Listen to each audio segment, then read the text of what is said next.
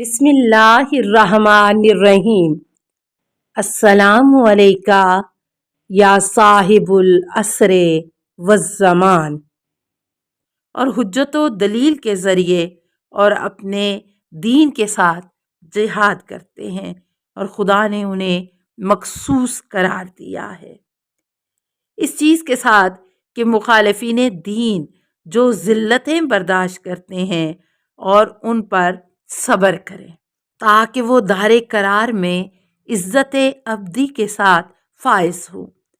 اے فرزند، اپنے امور کے مصادر و موارد پر صبر کر یہاں تک کہ خداوند عالم تمہاری حکومت کے اسباب میسر فرمائے، اور زرد قسم کے علم اور سفید جھنڈے حتیم و زمزم کے درمیان تیرے سر پر لہرائیں، اور فوج در فوج صاحب خلوص و صفا حجر اسود کے قریب تمہارے پاس آئیں، اور تمہاری بیعت حجر اسود کے قریب اس کے ارد گرد کریں۔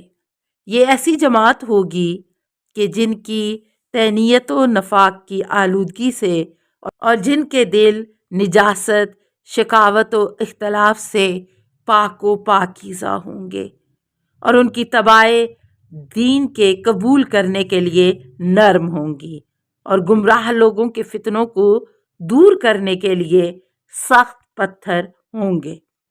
اس وقت ملت و دین کے گلستاں آراستہ ہوں گے، صبح حق درخشاں ہوں گی، اور خداوند عالم تمہارے ذریعے سے ظلم کو زمین سے دور کرے گا، اور امن و امان اطراف جہاں میں ظاہر ہوگی، اور شرائع دین مبین کے طیور و مرغ اپنے آشیانوں کی طرف پلٹ آئیں گے، اور فتح و ظفر کے بادل ملت کو سبز و شاداب کریں گے۔ پھر حضرت علیہ السلام نے فرمایا، جو کچھ اس مجلس و نشست میں گزرا ہے اسے پنہاں رکھنا اور کسی کے سامنے ظاہر نہ کرنا، مگر وہ لوگ جو اہل صدق و وفا و امانت ہوں۔ ابن محض یار کہتا ہے کہ میں چند دن حضرت علیہ السلام کی خدمت میں رہا اور مشکل مسائل حضرت علیہ السلام سے پوچھے۔ اس وقت آپ علیہ السلام نے مجھے اجازت مرحمت فرمائی کہ میں اپنے اہل و عیال کی طرف واپس جاؤں۔ الوداع کے دن 50,000 درہم سے زیادہ جو میرے پاس تھے وہ بطور ہدیہ حضرت علیہ السلام کی خدمت میں لے گیا، اور بہت اصرار و التماس کیا کہ اسے قبول فرمائیں۔ آپ علیہ السلام نے تبسم کیا اور فرمایا کہ اس مال سے جو اپنے وطن کو واپس جاتے ہوئے اعانت طلب کرنا، کیونکہ سفر دراز تجھے درپیش ہے۔ بہت سی دعائیں میرے حق میں فرمائیں، اور میں اپنے وطن واپس لوٹ آیا۔ صاحب زمان سے صادر ہونے والے معجزات، باہرات و خوارق عادات۔ معلوم رہے کہ آپ علیہ السلام کے وہ معجزات جو زمانہ غیبت کبریٰ میں نقل ہوئے ہیں، جبکہ خواص و نواحب کا آپ علیہ السلام کے ہاں جانا تھا، تو وہ بہت ہیں، لیکن چونکہ اس کتاب میں بسط کی گنجائش نہیں، لہٰذا ان میں سے قلیل کے ذکر پر اکتفا کی جاتی ہے۔ پہلا معجزہ شیخ کلینی و کتب راوندی اور دوسرے اعلام نے بیان کیا ہے۔ اہل مدائن کے ایک شخص سے وہ کہتا ہے کہ میں اپنے ایک ساتھی کے ساتھ حج کے لیے گیا، اور ہم موقف عرفات میں بیٹھے ہوئے تھے، اور ہمارے قریب ایک نوجوان بیٹھا تھا کہ جس نے ایک لنگ اور ردا پہن رکھی تھی، اور جس کی ہم نے 150 دینار قیمت لگائی کہ اتنے میں پڑیں گے، اور اس کے پاؤں میں زرد رنگ کا جوتا تھا، اور اس پر سفر کا اثر ظاہر نہیں تھا۔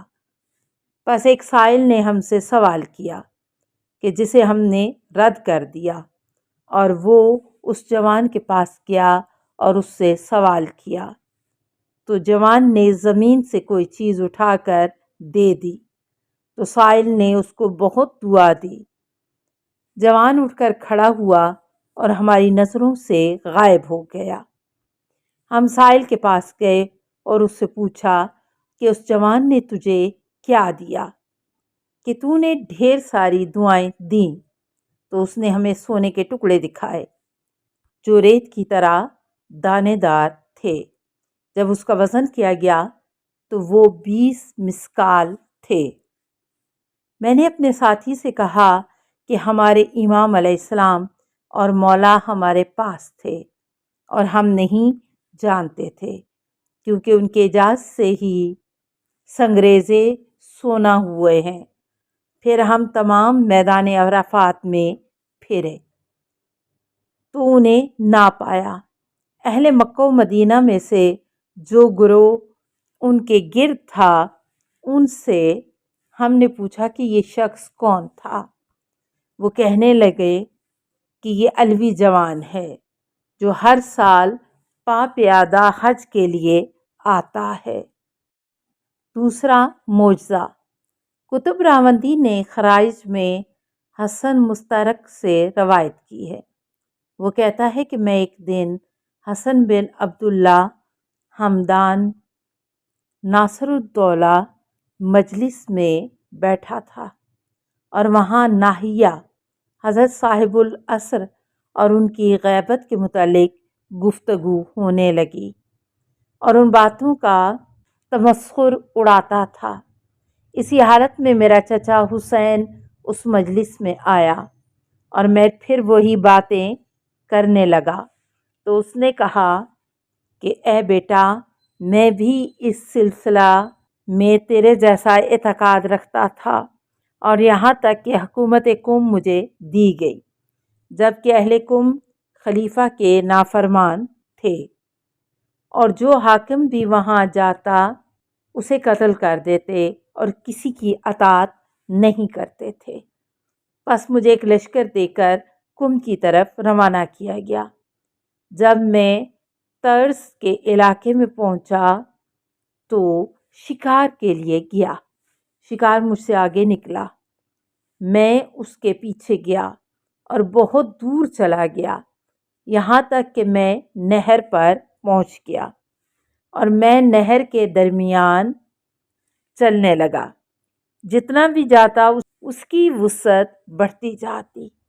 اسی حالت میں ایک سوار نمودار ہوا جو سفید سیاہی مائل گھوڑے پر سوار تھا۔ اس نے سبز خز کا عمامہ پہنے ہوئے تھا، اور سوائے اس کی آنکھوں کے نیچے کا جسم نظر نہیں آتا تھا۔ اس نے پاؤں میں 2 موزے پہن رکھے تھے۔ مجھ سے کہا حسین، اور مجھے امیر نہ کہا اور نہ کنیت کے ساتھ یاد کیا، بلکہ حقارت کے ساتھ میرا نام لیا اور فرمایا کہ کیوں ہماری ناحیہ کی عیب جوئی کرتا ہے، اور اپنے مال کا خمس کیوں ہمارے اصحاب و نواب کو نہیں دیتا۔ میں صاحب وقار اور شجاع و بہادر تھا اور کسی چیز سے نہیں ڈرتا تھا، لیکن اس کی باتوں سے کانپ گیا۔ السلام علیکہ یا صاحب العصر والزمان، الامان الامان الامان من فتن الزمان۔ السلام علیکہ یا خلیفۃ الرحمن، السلام علیکہ یا امام الانس والجان، السلام علیکہ یا مظہر الایمان، السلام علیکہ یا شریک القرآن، السلام علیکہ یا قاطع البرہان، السلام علیکہ یا امام زماننا، ھذا اجل اللہ فرجک وسہل اللہ مخرجک وظہورک، السلام علیکہ ورحمۃ اللہ۔ اللہم صلی علی محمد و آل محمد۔